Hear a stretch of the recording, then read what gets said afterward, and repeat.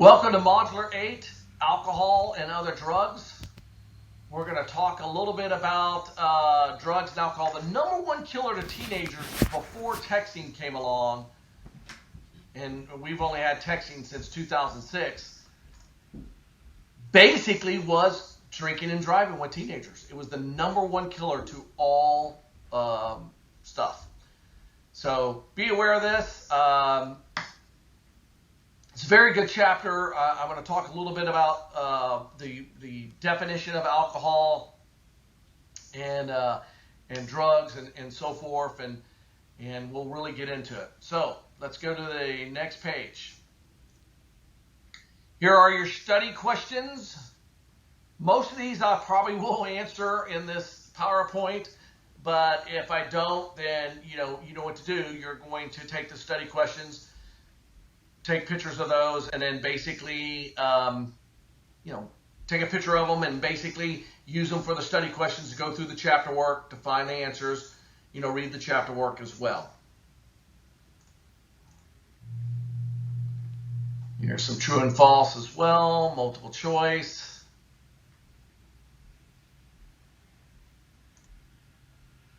All right, so here we go. Let's get started. The history of the minimum of drinking age in Texas. All right. In 1919, a bill was passed, or amendment, the 18th Amendment was passed. And it said nobody can drink no matter what happens out there. Now, obviously, there's a local crime going on. Basically, in 1919 was the start of NASCAR. Because once that happened, everybody had to get fast cars so they could, transport alcohol to this state, that state, across the county line, whatever, as they started making alcohol. Now, in 1933, the 18th Amendment was repealed. States are able to set the minimum drinking age. Texas sets the drinking age at 18. All right. Now, in 1970s, the Vietnam War came. And basically, they lowered the minimum drinking age to 21 to 18 because they said, if I can die for my country, why can't I have a beer? And every state lowered that. That made sense. But what they found out in studies over this all the way for 10 years, 11 years, they found out if you lower it to 18, the people around that age of 18 are going to drink. So if you had it 21, the 20-year-olds and the 19-year-olds are going to drink. But at 18, the 15 and the 16 and the 17-year-olds were going to drink. And so it became a problem. So in 1981, drinking age was changed to 19. All right? Now, there's not every basically state did it right off the bat. Obviously, Texas kept it in there until finally the federal law changed the drinking age to 19. In 1984, they changed the drinking age to 21. Now, Texas meets every other year in Congress. So basically, we had to wait till the next year for Congress to meet to pass it from 19 to actually 21. Well, guess who comes along in 1985, 86? Yes, Coach Adams. In 1985, I turned 19 years old on Halloween. And what was so funny is I was actually able to drink and basically drink for 2 months because Texas passed their law at that time and moved it to January. They was going to pass the law, so the law got passed to 21. So in 1986, Texas increases the drinking age. I graduated from high school in 1986. So I was literally allowed to drink for 2 months and then done, and then basically they switched it. And then basically, I had to wait till I was 21 to drink. So I had to wait all the way 2 years in college to go through that. So, things happen. But again, when I was in college, I noticed when I was in high school, all the 18, 19, 17, 16-year-olds would drink, okay? But now, in 1986, it got changed to 21. Even when I went through college, all the 20-year-olds, 19-year-olds, they drank as well. It's not that much as it goes on nowadays. So, let's discuss the definition of intoxication in Texas. First part of the law is not having normal use or mental, physical faculties because of alcohol or other drugs. So basically, the cop sees you, he thinks, "Ooh, I don't know, what are you? Are you drunk?" This is basically a policeman's call. Maybe get you out, walk the line, maybe get you to do some stuff, whatever, okay? Well, field sobriety test. Touch your nose. All this is basically not having normal use of your physical faculties because of alcohol or drugs. It is a judgment call, period. That's all you can do. If you get arrested under this is called DUI, driving under the influence. Okay? Now, what's another way of knowing whether you're intoxicated? Another way is alcohol concentration of 0.8 or more. How would I be able to tell if I took you right now and be able to tell you were 0.08 or more? Could I make you touch your nose or walk a line and tell whether you use 0.08 or more? No. All right? I can only tell by you. All right? Here's the question. I can only tell by you being 0.08 or more is basically a blood sample, urine sample, or breath test. It is a chemical test.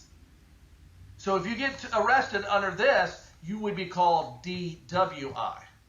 So know this difference. DUI is a judgment call. DWI is a chemical test that they gave you.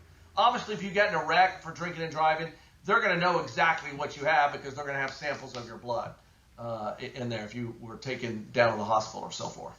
So definition of intoxication.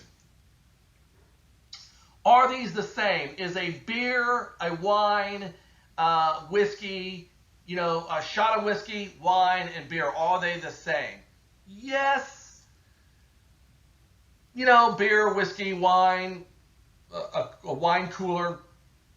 Now, the only one I would say that's probably not the same is the margarita, okay?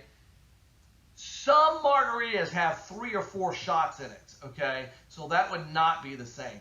But if it's just a straight up beer, a whiskey shot, wine, or a cooler or whatever, I think now they have spritzers, that they have, those are about the same, all right? Margarita has more, so basically beer has about 0.45 per alcohol.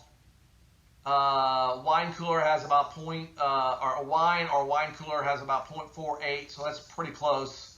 All right, and a whiskey shot has about 0.41 per alcohol. All right, a margarita has 2 shots of liquor in it. So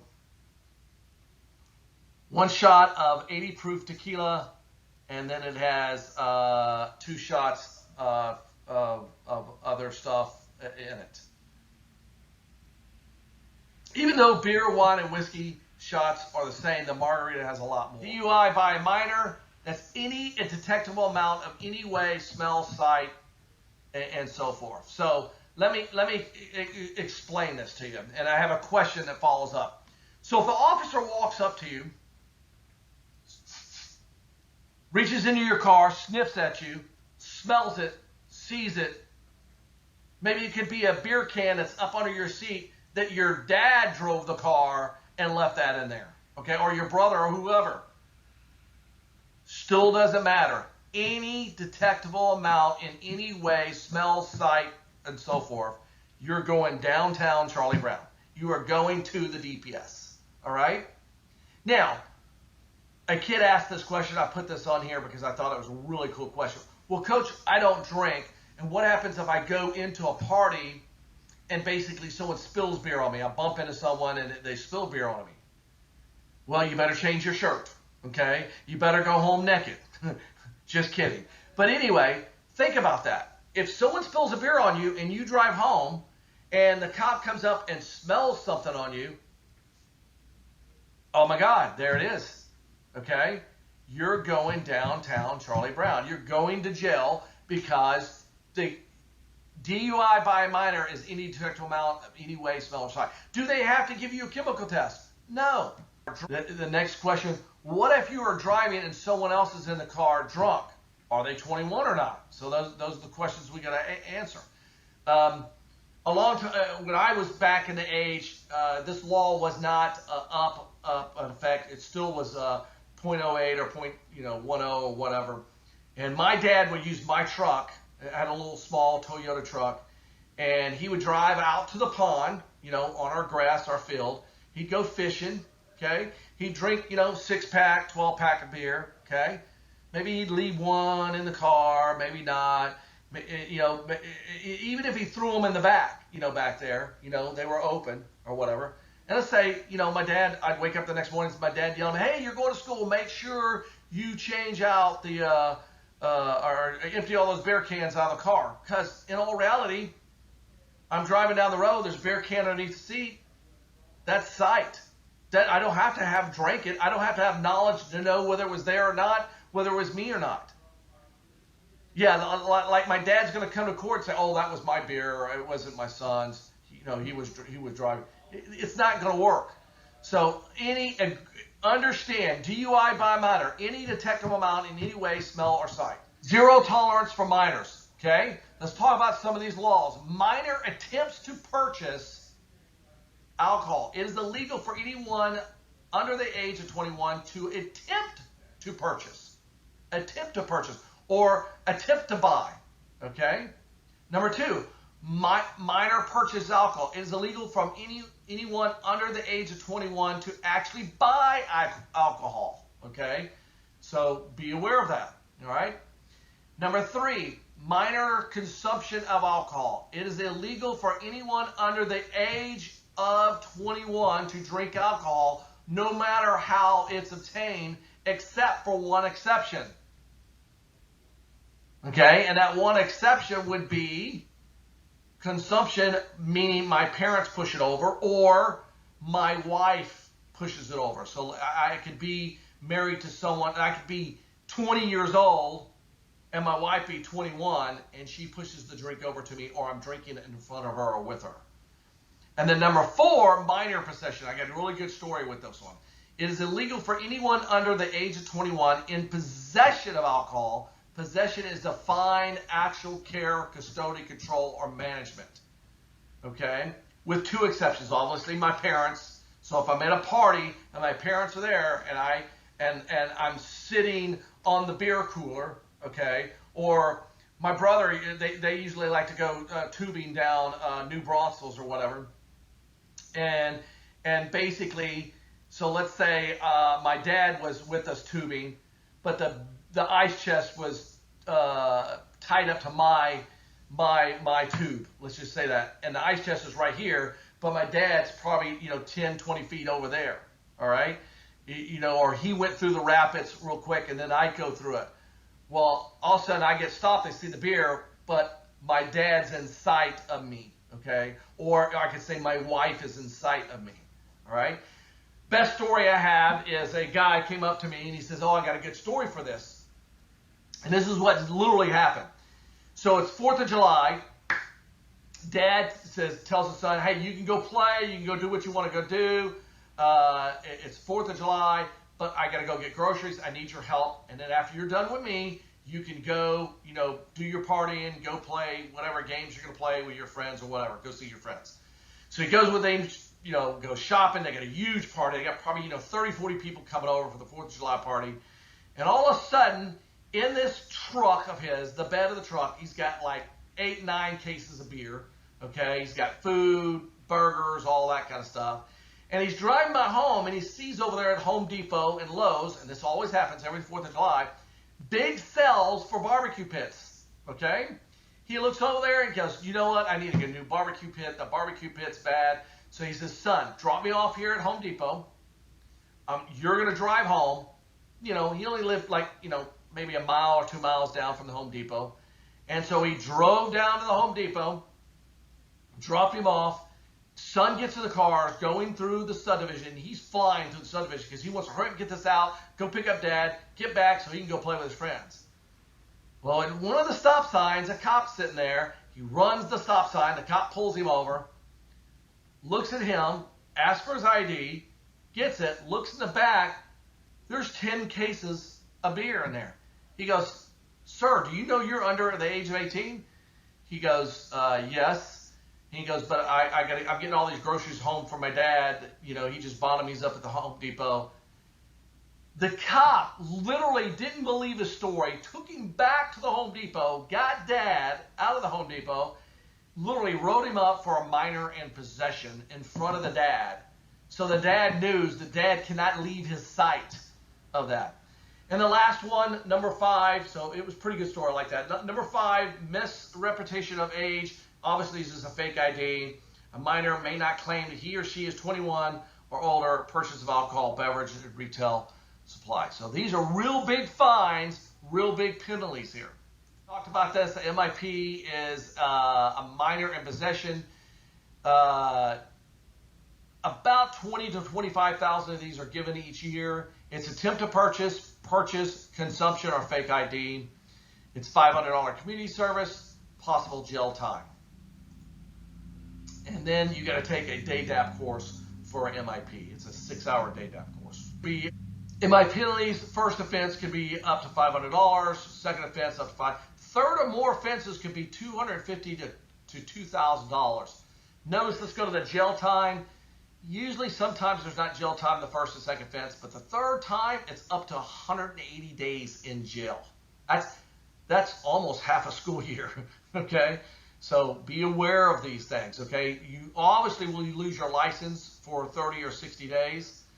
So be aware of these MIP penalties. MIP are basically more DUI by penalties. So this is a person that actually gets a DUI, okay? It's under 17.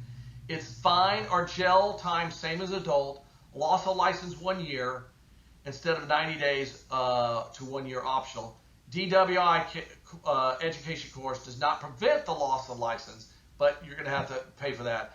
And then DWI education may also be required. It's up to that. But I'm just amazed with the loss of license for 1 year instead of 90 days. So that blows me away. So, could you lose your license for 1 year? Could you go without it? So, implied consent. This is refusal, okay? You refuse to take the breathalyzer test. Let's do this. Is driving a privilege or a right? It is actually a privilege, not a right. You don't have the right to have it, okay? Implied consent is arrest operating a motor vehicle or watercraft, that could be jet ski, boat, whatever. Refuse the breathalyzer test. Right? Remember, the cop comes up to you, grabs the license, you lose. You ain't getting that license back for 180 days, okay?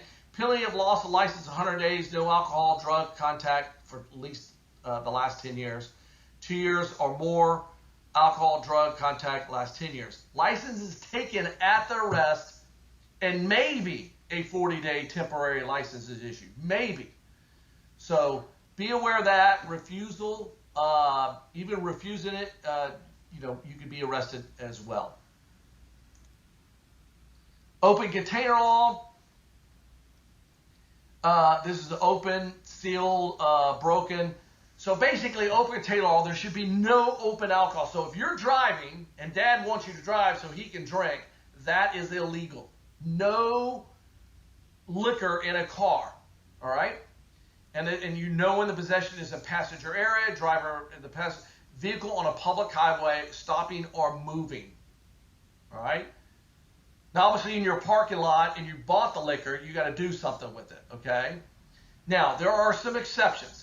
A vehicle for hire, obviously, if you're riding in a limousine, you can have, drinks. Motor home, if you're in a motor home, living quarters, okay? locked storage box. So if I have a truck or you know, a Suburban or SUV or car, I'm going to put it in the trunk, or I'm going to put it, you know, way back in the back. All right. Now, if you are in a two-seater truck, let's just imagine that, or I think my buddy had a Corvette and it only had 2 seats in it. Behind the last seat, if there's no trunk, so it has to go behind the seat if there's only 2 seats. So that is the rule on open container law. And there's some more on this on open container, so be aware of that. An open container needs to be on a public highway, okay, road, dirt road, you know, so forth, all right? Improper use of license. There are 6 ways to illegally use a license. So the first one is use a false name to get a license. Obviously, that is illegal, okay? Possession of more than 1 license. I've been guilty of this, all right? Let me tell you how it worked. I lost my license. I went to the DPS. I got another license. That was a long line. Hated it. Later on, 2 months later, I found my other license. I was like, oh, cool. I found my other license. So I said, this is what I'm going to do. I'm going to take this and stick it behind my insurance. So I had a little sleeve. The insurance goes in there. Stuck the license in there. Left it in there and forgot about it. And so all of a sudden, I get pulled over one day. Cop pulls me over. He says, I want to see your, he says, step out of the car. He says, I want to see your license.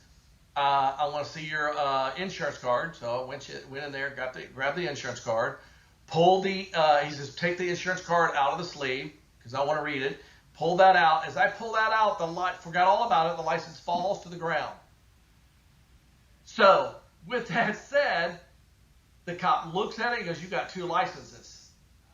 Now at this time, this is not a big deal. It was like a $20, $30 fine. I had to cut the license up in front of the judge. But look down here at penalties. It's a Class B misdemeanor. It's up to a $2,000 fine and up to 180 days in jail now, okay? So possession of 1 more license is big time now. The next one's use a cancel or revoke license. So let's say my license got canceled and I'm still using it, all right? Use another person's license that kind of looks like me, okay? Lend your license to someone else. So let's say I borrowed somebody's license and they go see the guy and they know that the guy lent me the license. So I'm in trouble and the guy that lent me the license is in trouble too, all right? And then obviously display a false license. So basically these are improper use of licenses and it's a Class B misdemeanor. You commit an offense if a person operates a motor vehicle, aircraft, watercraft, or amusement ride, all right? The penalty is now a 3rd-degree felony. So we're getting out of misdemeanors, we're going to felonies. Fines 0 to 10, penitentiaries 2 to 20 years, license suspended. Intoxicated assault, meaning I hit someone, injure them, they found out, you know, I'm DUI or DWI, all right? So, you know, be aware of this. This is huge because now I injured someone and I've been drinking or doing drugs. So obviously we jump up to a felony.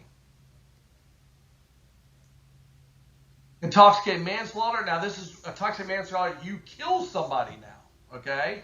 Commits offense of operating a vehicle, aircraft, watercraft, or amusement ride, all right? By the reason of intoxicated causes the death of another person by accident or mistake. No, it could have been an accident or mistake. You know, you could have been driving, drinking, and your brakes failed, okay? And you hit someone and killed them, all right? Penalty is a felony, 2nd-degree felony, fine, obviously 0 to 10,000. I got an extra 0 there. Penitentiary sentence is 2 to 20 years. License is suspended for 180 days. What are the effects of BAC? So a lot of people give me some myths about basically, hey coach, if you drink, you know, ate some bread, you know, that absorbs the alcohol. You know, hey, if you drink Dr. Pepper, or you know, if you had a cup of coffee, no. Effects of BAC is the number of drinks you drank. You know, back back to the rule I said, you drink 3 drinks in 1 hour, you need to wait 1 hour before, 3 hours before you go drive. Okay? The rate of consumption, how fast you drink them, or you drink 1 drink and over a 3-hour period. All right? Gender, there is a difference between males and females. Sorry, females, you're not going to like this, but males can outdrink you by a little bit, basically because we have one hormone that's different than you. Then obviously weight. Weight is a difference.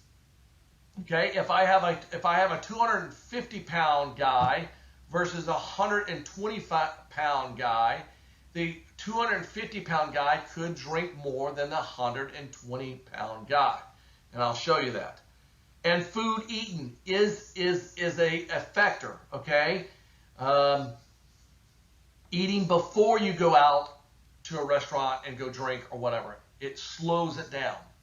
It doesn't help you not get drunk, it just slows it down. So these are effects of BAC. How much light beer? Okay, so this is a male. So we got right here, we got a male. We're going to go here. A male, 200 pounds at 0.03. At 22 ounces of beer, he would, be over the legal limit. Okay, so he'd be 0.07, close to it. Down here at a 100-pound guy, all right, the BAC is 0.03, 11 ounces. All right, and this is 0.05 and this is 0.07, 20 ounces. So that helps, may help you a little bit, but basically it shows the difference of a male, whatever. Obviously, we're going to go to the next one, which is a female.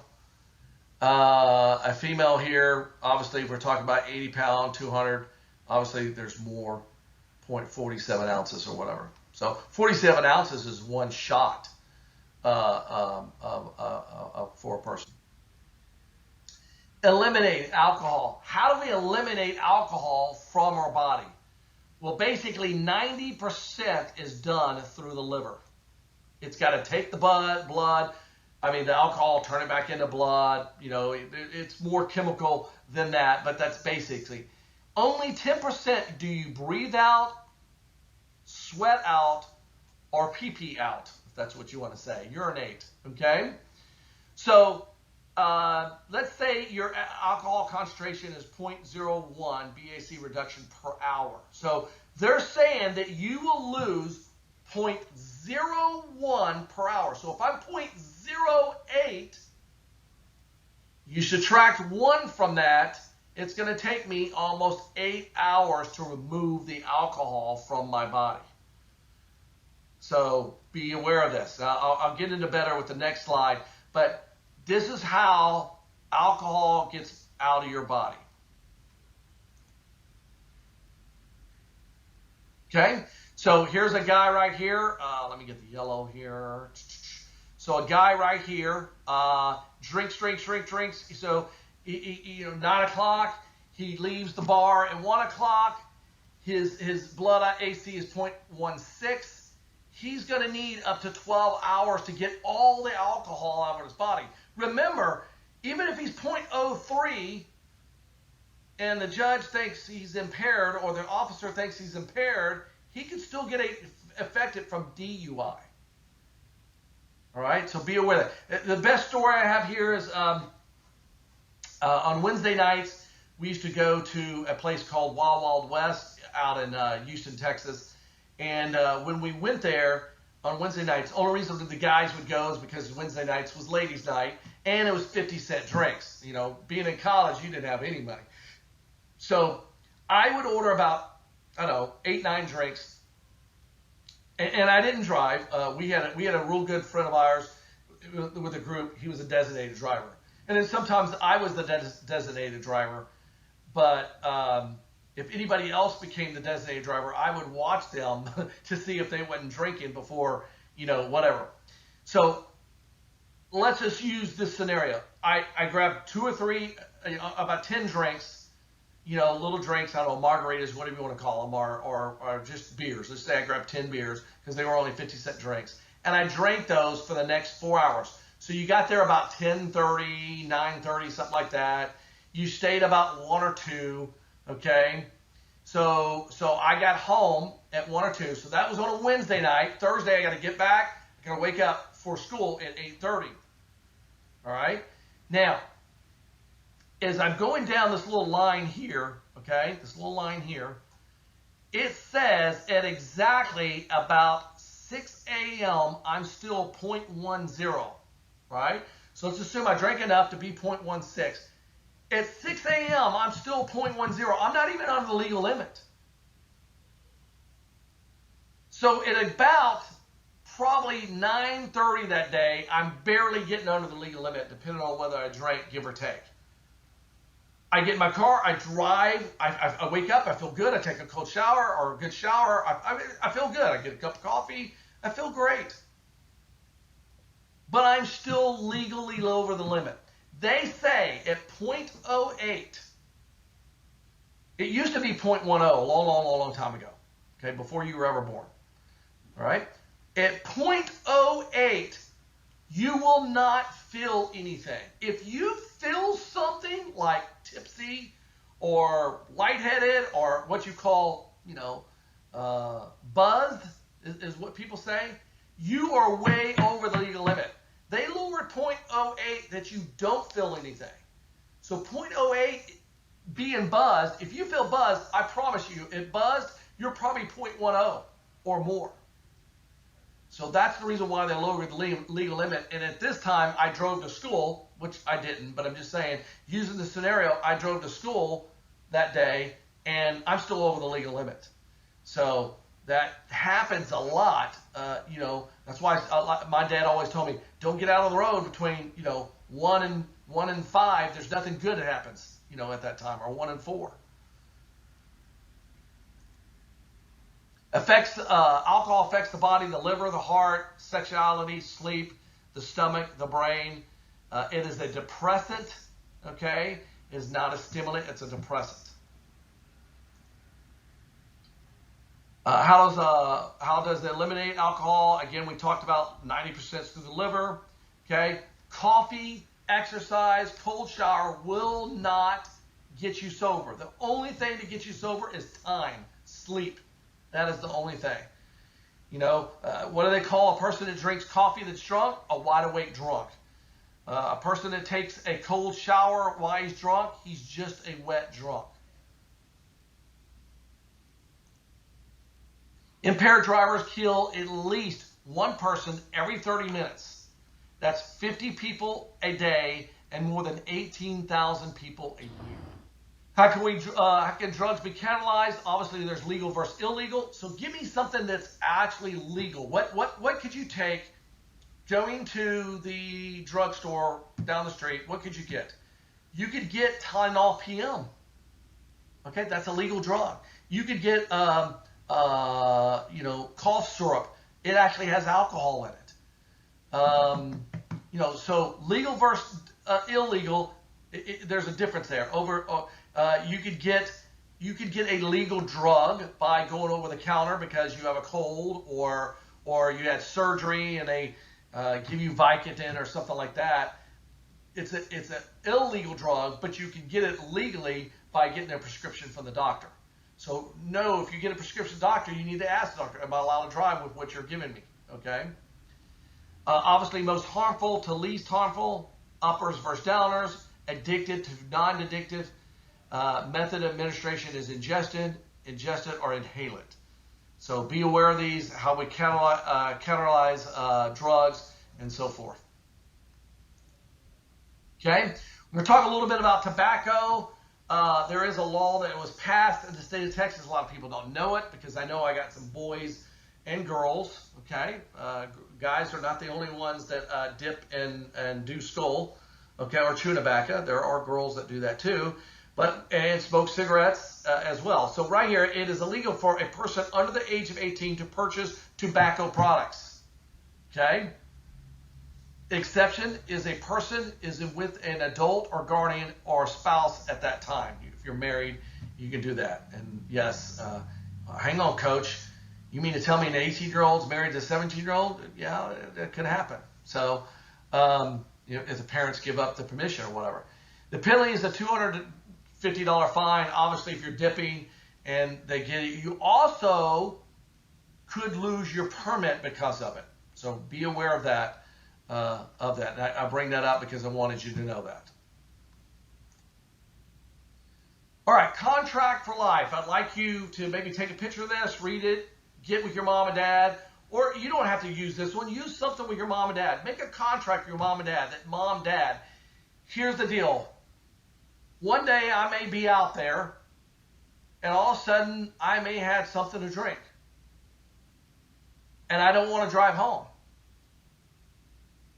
This contract is a contract between me and you that if I call you to come and pick me up because I felt that I have something to drink, or maybe one of my friends gave me something that I just don't feel good about driving, with no questions asked from the parent or close friend or whatever, there will be no questions asked. You will come home, I drive home, you're going to call me, so forth, no questions asked. The next day, you can have a meeting and talk about it, but there's no questions, no yelling, no screaming at them, that I can depend on my parent to pick me up, or my friend, guardian, or whatever, as well as the student promises that if he's ever impaired, that he will call to make sure that you or someone will take him home. Okay? Again, don't take this as something wrong. You could, I'll use my son. My son went to a party, basically said, hey man, there's some chocolate chip cookies over there, there's some brownies over there. He says, oh cool. He had one. He didn't know they were laced with marijuana. Okay? All right? So, or whatever they put on them. And he was like, whoa, and stuff. Now, he did not call me because he was in California and I was in Texas at that time, but he had a friend take him home. So, basically, talk with your parents here about a contract for life. No questions asked when they take them home. Yes, you can the next day discuss questions, things. But to me, if you were my child and called me and told me to come home, I would feel great about that, that you're taking care and showing responsibility. Okay, guys, that's the end of Modular 8. We'll see you Modular 9. Again, the thing I want to emphasize in Modular 8 is don't ever drink and drive. Call a friend to take you home, even if you feel buzzed, tipsy, whatever you want to call it. And then again, don't text and drive. I thank you. I'll see you in Modular 9.